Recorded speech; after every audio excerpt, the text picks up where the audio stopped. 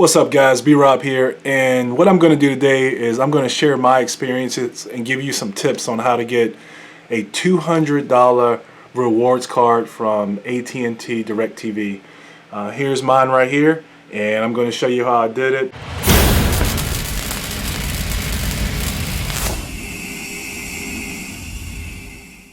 So I recently got my rewards card from AT&T, and this has been in the works for probably about 2 months, and I had some people ask me. Of course, you've probably checked out my 1 gig, my AT&T 1 gig, what to expect videos. I did an update video and did a speed test and all that good stuff. And so I've been working with AT&T for quite some time, both cellular, both for my internet, and also for my DirecTV is through AT&T also. And I was checking my bill, and I realized that my bill had crept up some. And when I looked at it, I saw some charges on there and things that I didn't agree with. I looked up some other services, some other service providers, realized that I can switch from my DirecTV to, I was looking at YouTube TV at the time, and I saw that I could pretty much do the main things that I wanted to do from a TV standpoint through YouTube TV, and I was willing to not pay all that money I was paying DirecTV and switch. Anyways, giving you a little backstory on how I got here, and so that decision there led me to get a lower bill. So I got that renegotiated, but they also gave me a $200 rewards card, and they also did not extend my contract.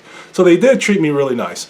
And I know AT&T, a lot of people have had some bad experiences with them. AT&T, when I say AT&T here, I mean AT&T DirecTV. So I know you guys have had some bad experiences with them. Again, my bill crept up. I consider that a bad experience whenever my charges go up, and I didn't see any warnings that they were going up. So stay on top of it. But I want to tell you this. When I give you this is just my experience and what I did. Not one time did I set out to try to scam. I never try to scam a business. So this is not a scam. I simply just was reviewing my bill, realized that I thought I was paying too much. I could get treated better somewhere else as far as television, and decided to follow that through. So what I'm going to do is I'm going to tell you how I did it, and I'm going to give you these tips. So here's something. A lot of people, I know that having patience is very hard when you're dealing with other businesses, service providers, things like that. But in order to make something like this work, one of the things that you really have to do is you really got to find out how you're going to have control. So you got to have patience. And for me, being a business owner myself and working in customer service back before, I realized that working customer service, if you've ever worked customer service, you understand that it's not easy. And you are representing the company, but you personally did not do anything to the customer. So when I call in and I'm irritated and I'm angry, first of all, I try never to call in when I'm angry. But not a lot of times I'm irritated or frustrated by the time I'm calling in, because I've realized there's a problem. And a lot of times those problems are costing me a lot of money, so therefore I'm irritated and frustrated. But what I do is I try to make sure that I am in control as far as my emotions, and I try to treat that person like a person. And I know a lot of you won't agree with me here, and that's okay if you don't agree with me, but I'm just telling you, in order to make this work, you got to stay calm, try to stay professional, because what's going to happen is that person on the other end of the phone, they're going to want to hurry up and get you off the phone, right? Because you're going to be really irritated and really mad and taking it out on them, and they are probably a customer just like you are, except they work for the company. All right. So my number one tip is probably stay calm and try to be professional with the person you're talking to. And the reason is because if you lose control with them, then they're just going to hang up and you won't get a deal. And so you'll still be where you are. You may give them a piece of your mind and maybe they'll make you feel better. And that's fine if you want to do that. For me, I was content with my decision. I looked at my bill. I realized I was paying too much money. I saw another service that I could do and I was paying way less money. And so I decided to go do that. And I was content with my decision. So by the time I got around to calling, I was so content with it that I actually wasn't irritated or frustrated at that time. So I talked to the person. I said, "Hey, I want to cancel my service." So my number 2 tip is to be confident in your decision in your intentions to cancel your service. Because here's one thing that I've learned a long time ago is you never lead with your greatest threat without being willing to go through with it. So for me, when I called in to cancel my service, I was willing to go through with that. And I actually did go through with it and cancel my service. So with my number 2, be confident in your intentions. Be ready to cancel your service without getting a $200 rewards card, without getting anything. Just be willing to do that. And again, I'm just telling you, I did end up getting one, and I want to share this with you that maybe you can get one too, and maybe you'll get even more. Who knows? Or maybe you'll get whatever it's worth.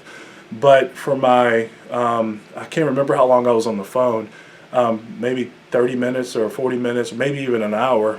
But if I got $200 for being on the phone for an hour, then that's $200 an hour, right? So you can look at it that way. But what happened is I called in, I canceled. I was willing to go through with it. I was very confident about that decision. I did cancel. They ended up calling me back, and the number I didn't recognize the number. And normally I don't answer those numbers, but for some reason I did. So I answered the number, and it was them calling me back, trying to win my business back.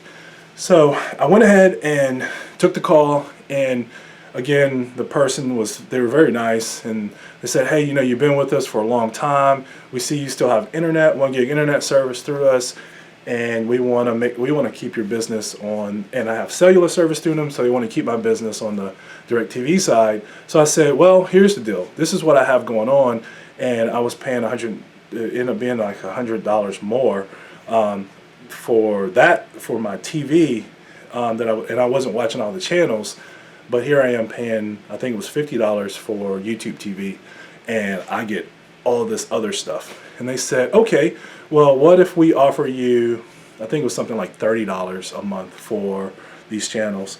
And I said, "Really? Well, this is what I have going on as far as televisions, because I have wife and kids. And so here are the televisions that I have in my house, my living room, bedroom, and things like that." And so they said, "Yeah, okay, here's what we'll do.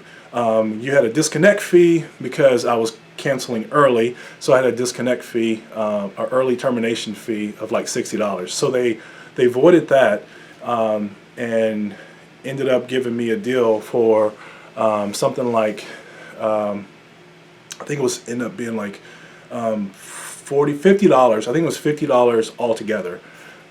So it matched the YouTube.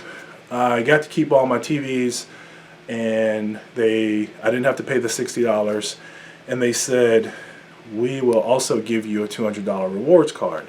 So I was like, "Yeah, I'll do it." But even before we got there, they also said they wouldn't extend my contract. So I had 3 more months on my contract. It was going to cost me $60. So I was going to pay the $60 plus the $50 a month for YouTube TV. And they basically gave me the $60 off, waived that. They gave me service for $59, I think. There was 2 channels that I was not going to get with YouTube TV, so that made it more appealing to me. But also, and I had all my saved, the DVR shows were still there that I didn't get around to watch, but I was willing to just give all that up and turn in everything. But so now I still have those, so I could pick back up where I left off, and I would have this $200 rewards card. So for me, it was a good deal. I felt like. So one thing I did do is I asked them to restate the deal that we had, and they did that. I also asked them to send me an email So they sent me an email, and I also got an email with a link to go and claim my rewards card. And it took about, I think, 6 weeks or maybe even 8 weeks for that to come in. I think it was 6 weeks though for that to come in, and that's what I just showed you. Of course, on that paper I covered up my address and my card number because I haven't used it yet. So I did do that. But make sure you make notes of that. If you can make notes of who you talk to, like the service rep. So make notes who you spoke with, also the dates and times that you called in, just in case if something went wrong. So what I ended up doing is I ended up calling back like the next day, and the service rep that I got, I said, hey, just want to double check. I called in yesterday, or I got called yesterday. We made this deal, and I want to make sure that everything's still there. And they double checked for me. They said, yep, everything is still there, and thank you for coming back. So everything got worked out. I still have them. I think my contract is expired now. So I am on a month-to-month, and everything's going. Now this is my experience. I'm not saying that you will have the same experience, but what I want to do is share with you my experience on how I got this $200 rewards card from AT&T DirecTv, and they also gave me $20 off of my internet service too, just because. So I ended up getting more than the $200. So I got the $200 rewards card. I got $100 knocked off of my bill that I was paying, which that was going to go away anyways because I was going to switch to YouTube TV. But I got $60 knocked off that I had to pay for early termination fee. Then I also got $20 a month knocked off, I think for a year, knocked off of my internet, my 1 gig internet service. So that is my experience. Hopefully this helps you. Again, the key is for you to stay calm, or try to stay calm. Don't lose your patience with them. I did tell the person that I talked to, I told them I'm pretty frustrated because I looked at my bill and it went up, and they said, hey, I understand, I'm a customer too, and I would be frustrated too, and let me see what I can do to help you. So you can have a conversation. Just don't forget they're people, and when you show that when you remain calm, you actually do have control of the situation, because ultimately they need you in order to make their shareholders happy.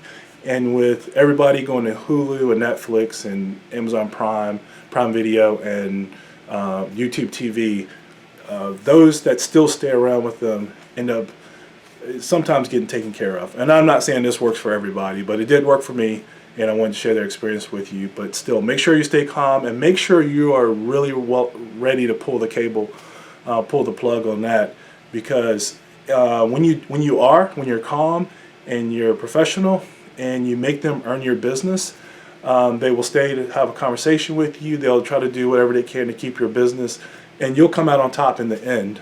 Okay, so hopefully this helps you. Again, this is just my experience.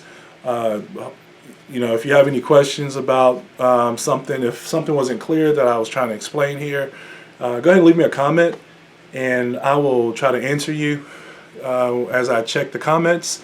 But please like, share, subscribe, leave me a comment. This is B-Rob. Thank you for tuning in, and I'll talk to you guys.